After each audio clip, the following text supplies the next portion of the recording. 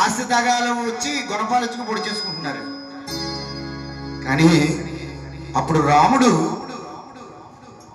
తమ్ముడికి రాజ్యం ఇవ్వడం కోసం మొత్తం అన్ని వదిలేశాడు.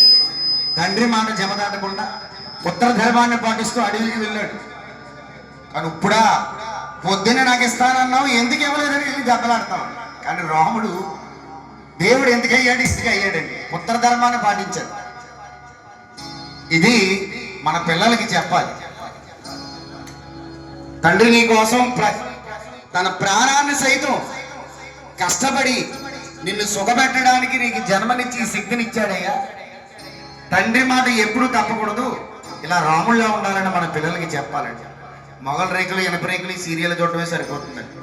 అందులోనేమో 10,000 రూపాయలు చీర కట్టుకుంటుంది. ఆవిడే విలనండి.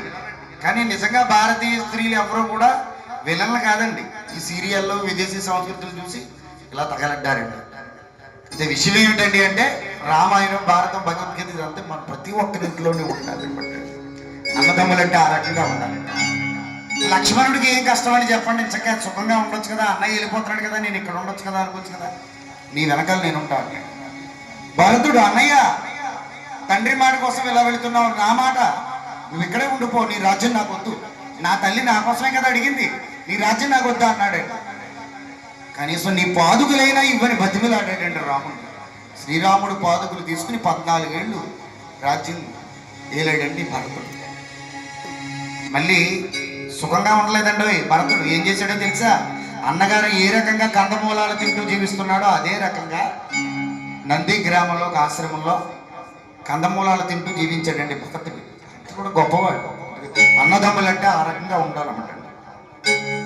అన్నదమ్ములకు ఆదర్శమూర్తి అంట ఎవరమ్మ స్వామి, ఎవరమ్మ అన్నదమ్ములకు ఆదర్శమూర్తి అంట ఎవరమ్మ స్వామి, ఎవరమ్మ ధర్మాన్ని పాటించు సత్యాన్ని కాపాడు ఎవరమ్మ స్వామి, ఎవరమ్మ ధర్మాన్ని పాటించు సత్యాన్ని కాపాడు ఎవరమ్మ స్వామి, ఎవరమ్మ అల్లారా